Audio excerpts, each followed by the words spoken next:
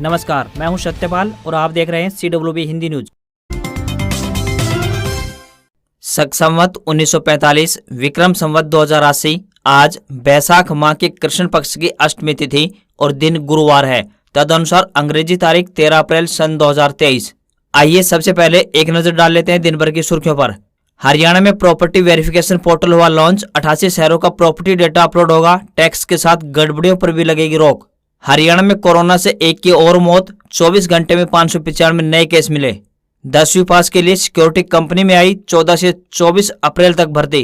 रेवाड़ी पहुंची वंदे भारत एक्सप्रेस आज से नियमित रूप से चलेगी। दिल्ली के बाद गुरुग्राम अलवर में स्टॉपेज। रोहतक में अग्निवीर भर्ती होंगे। 26 अप्रैल तक online entrance test.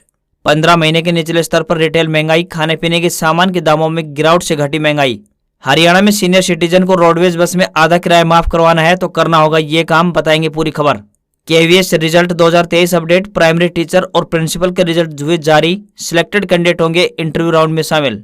CSIR net 2023 के लिए आवेदन की आखिरी तारीख बढ़ी। 17 अप्रैल शाम 5 बजे तक करें अप्लाई। 6 से 8 जून तक होगा एग्जाम। महेंद्र सिंह धोनी व जडेजा की विस्फोटक साझेदारी के बावजूद घर में हारी चेन्नई सुपर किंग्स। राजस्थान ने 3 रन से हराया। और परिवहन विभाग में कौशल निगम के माध्यम से होगी 1190 परिचालकों की भर्ती। और अब खबर विस्तार से। हरियाणा में हिसार का बालसमंद क्षेत्र व सिरसा सबसे अधिक गर्म रहा है। यहाँ का अधिकतम तापमान 38.6 डिग्री सेल्सियस दर्ज किया गया। हरियाणा, NCR व दिल्ली में गर्मी बढ़ने लगी है। वर्तमान परिदृश्य की बात करें तो 2 मौसमी प्रणाली को प्रभाव देखने को मिल रहा है। अरब सागर पर एक प्रति चक्रवाती सर्कुलेशन बना हुआ है, जिसकी वजह से संपूर्ण मैदानी राज्यों में तापमान में फिर से बढ़ोतरी शुरू होने लगी है। आने वाले दिनों की बात करें तो जैसे ही प्रति चक्रवाती सर्कुलेशन राजस्थान और गुजरात के नजदीक पहुंच जाएगा तो संपूर्ण इलाके में तापमान में बढ़ोतरी होगी। मौसम विभाग के मुताबिक उत्तर पश्चिम भारत और मध्य भारत के ज्यादातर हिस्सों में अब तापमान में बढ़ोतरी देखने को मिलेगी। धीरे धीरे तापमान बढ़ना शुरू होगा और 13 अप्रैल यानी आज से लेकर 19 अप्रैल के बीच देश के कई हिस्सों में लू चलनी प्रारंभ हो जाएगी। हरियाणा में प्रॉपर्टी वेरिफिकेशन पोर्टल लॉन्च हो गया है। सरकार ने हर शहर को साफ सिटी सेफ सिटी बनाने की मुहिम के तहत यह कार्रवाई शुरू की है। इससे सरकार के प्रॉपर्टी पोर्टल पर 88 शहरों का डेटा अपलोड हो सकेगा। लोग घर से ही कंप्यूटर या फिर लैपटॉप के जरिए अपने प्रॉपर्टी का वेरिफिकेशन भी कर पाएंगे। इससे प्रॉपर्टी टैक्स के साथ ही उनमें होने वाली गड़बड़ियों में भी रोक लग सकेगी। पोर्टल में प्रॉपर्टी डेटा में सुधार के विकल्प भी दिए गए हैं। कोई भी प्रॉपर्टी धारक अपनी प्रॉपर्टी के दस्तावेजों को 1 महीने अर्थात 15 मई तक वेरीफाई कर सकता है। सरकार की ओर से लोगों की सुविधा के लिए यह एक सुनहरा अवसर दिया गया है। इस सुविधा के शुरू होने के बाद अब हरियाणा शहरी विकास प्राधिकरण या फिर शहरी स्थानीय निकायों के कार्यालयों के चक्कर नहीं काटने पड़ेंगे। घर पर ही बैठे लोग प्रॉपर्टी का सत्यापन कर सकते हैं। हरियाणा सरकार ने राज्य के 69 लाख बिजली उपभोक्ताओं के बिजली के बिल में 52 पैसे प्रति यूनिट ईंधन अधिभार समायोजन यानी FSA जोड़ दिया है। इस बढ़ी हुई दर के विरोध में पूर्व CM भूपेंद्र सिंह हुड्डा ने सरकार पर हमला बोला है। उन्होंने कहा है कि सरकार प्राइवेट बिजली कंपनियों को लाभ पहुंचा रही है, जबकि बढ़ी हुई दरों से हरियाणा के एक परिवार को 300 रुपए हर महीने का नुकसान होगा। भूपेंद्र सिंह हुड्डा ने सरकार के इस फैसले पर सवाल उठाते हुए कहा कि कांग्रेस की सरकार के कार्यकाल में हरियाणा में पावर सरप्लस बिजली हुआ करती थी, लेकिन BJP JJP सरकार ने अपने 8 साल के कार्यकाल में एक भी यूनिट बिजली नहीं बढ़ाई है। पूर्व CM भूपेंद्र सिंह हुड्डा ने कहा कि हरियाणा के लोग पहले ही आर्थिक तौर पर परेशान हैं। उन्होंने हरियाणा सरकार से बिजली के बढ़े हुए दाम वापस लेने की मांग उठाई है।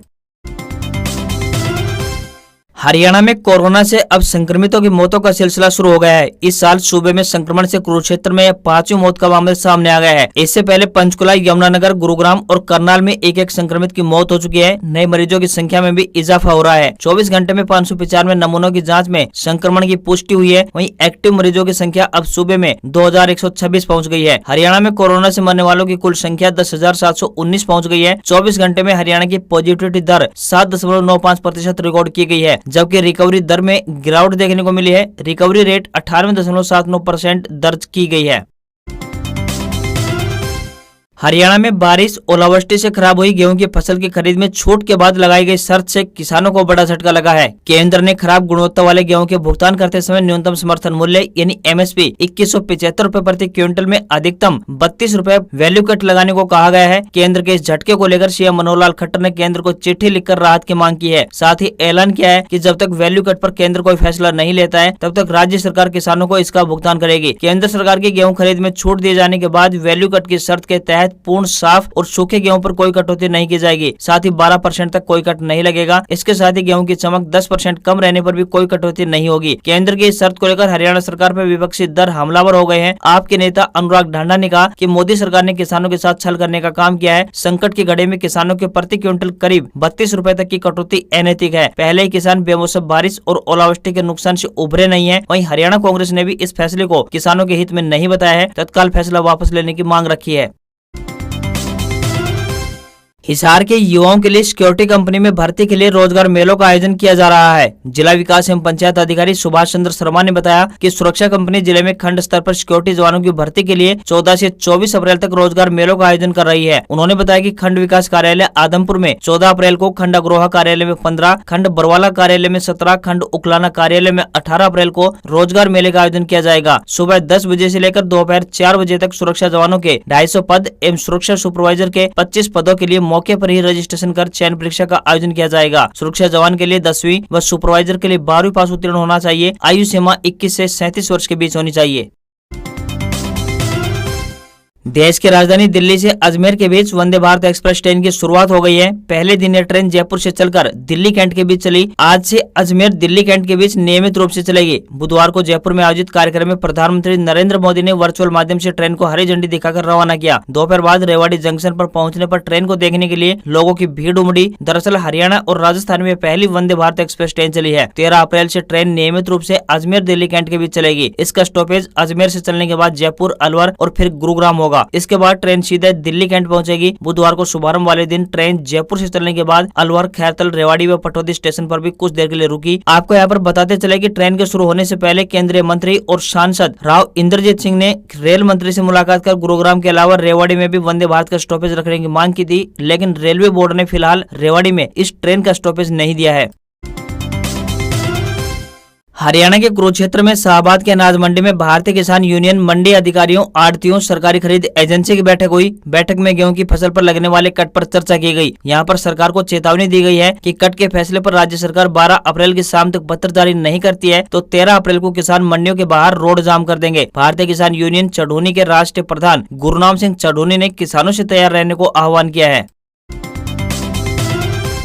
हरियाणा के रोहतक स्थित स्थानीय सेना भर्ती कार्यालय के भर्ती निदेशक कर्नल दीपक कटारिया ने बताया कि इस वर्ष अग्निवीर भर्ती रैली के कार्यक्रम को जारी कर दिया गया है। कार्यक्रम के अनुसार 26 जुलाई से 9 अगस्त तक स्थानीय राजीव गांधी खेल परिसर में भर्ती रैली आयोजित की जाएगी। इसके लिए 17 से 26 अप्रैल तक ऑनलाइन कॉमन एंट्रेंस एग्जाम आयोजित किया जाएगा। उन्होंने युवाओं को आह्वान किया कि वे 26 जुलाई से 9 अगस्त तक राजीव गांधी खेल परिसर में आयोजित होने वाली अग्निवीर भर्ती रैली में उत्साह व जोश के साथ बढ़ चढ़कर भाग लें।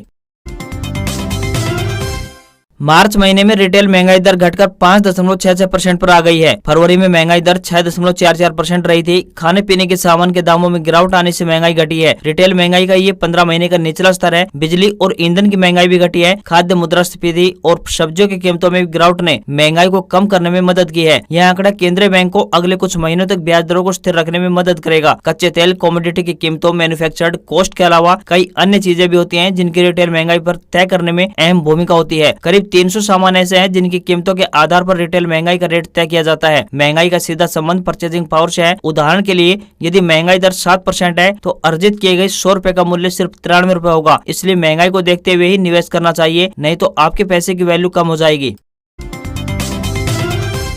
दिल्ली यूनिवर्सिटी के एंथ्रोपोलॉजी डिपार्टमेंट में लैब अटेंडेंट के पदों पर भर्ती के लिए आवेदन मांगे गए हैं। आपको बता दें कि यह भर्तियां कॉन्ट्रैक्ट आधार पर किए जाएंगी। महिला और पुरुष दोनों वर्गों के उम्मीदवार इन पदों के लिए अपने आवेदन दे सकते हैं। इच्छुक उम्मीदवार अपने आवेदन डाक के माध्यम से भेज सकते हैं। आवेदन करने की अंतिम तिथि 30 अप्रैल 2023 तय की गई है। इन पदों के लिए उम्मीदवार का 12वीं पास होना जरूरी है। किसी भी वर्ग के उम्मीदवार को कोई भी आवेदन शुल्क नहीं देना होगा। इन पदों के लिए उम्मीदवारों को ऑफलाइन आवेदन भेजने होंगे। उम्मीदवारों का चयन इंटरव्यू के आधार पर किया जाएगा। उम्मीदवारों से विनम्र निवेदन है कि भर्ती के लिए आवेदन करने से पहले आधिकारिक विज्ञापन अवश्य देख लें।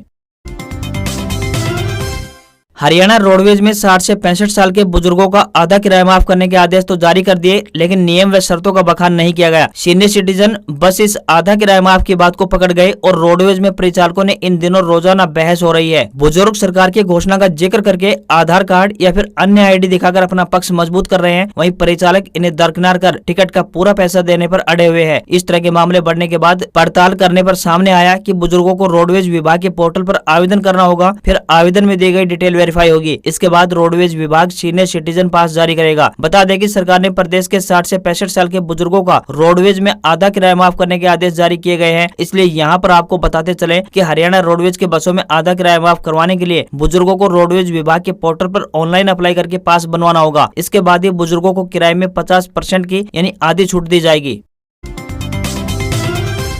राज्य परिवहन के बेड़े में बसों की संख्या बढ़ने से परिचालकों की कमी महसूस की जाने लगी है। ऐसे में परिवहन विभाग में कौशल विकास निगम के माध्यम से 1190 परिचालकों की भर्ती की जानी है। इसके लिए परिवहन विभाग के निदेशक ने राज्य वित्त विभाग के अतिरिक्त मुख्य सचिव को पत्र लिखकर पूरे तथ्य से अवगत करवाते हुए भर्ती की अनुमति मांगी है। पत्र की प्रति विभाग के प्रधान सचिव को भी भेज दी गई है। पत्र में बताया गया है कि विभाग में नई बसें आ जाने के कारण परिचालकों की कमी के चलते बसों का संचालन ठीक से नहीं हो पा रहा है और नई बसें खड़ी रहने के कारण भविष्य में ऑडिट द्वारा आपत्ति लगाई जा सकती है।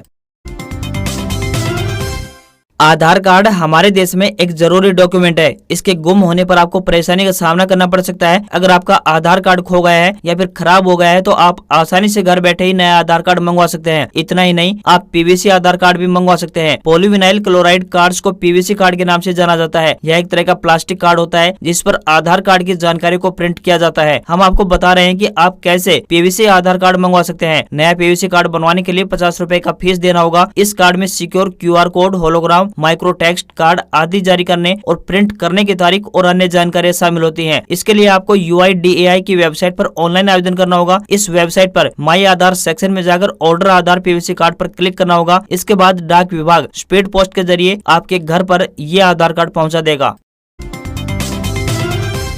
शेयर बाजार में तेजी देखने को मिली है। सेंसेक्स 235 अंक की बढ़त के साथ 60,392 के स्तर पर बंद हुआ। वहीं निफ्टी की बात करें तो 90 अंकों की बढ़त रही। ये 17,812 के स्तर पर बंद हुआ। सेंसेक्स के 30 में से 17 शेयरों में तेजी तो वहीं 13 में गिरावट देखने को मिली है। अडानी ग्रुप के 10 शेयरों में से 8 में गिरावट देखने को मिली। हालांकि अडानी एंटरप्राइजेज का शेयर 2.49% चढ़ा है। वहीं अंबुजा सीमेंट और NDTV के शेयरों में 2% की गिरावट देखने को मिली। वहीं सोने और चांदी के दामों में फिर से तेजी देखने को मिल रही है। सोना 365 रुपए के उछाल के साथ 60,870 रुपए प्रति 10 ग्राम के स्तर पर तो वहीं चांदी 903 रुपए की तेजी के साथ MCX पर 75,943 रुपए प्रति किलोग्राम के ट्रेड करती हुई दिखाई दी। वहीं $1 का रेट 81 रुपए 96 पैसे के स्तर पर बंद हुआ। आज खबरों में बस इतना ही। देखते रहिए CWB हिंदी न्यूज। नमस्कार।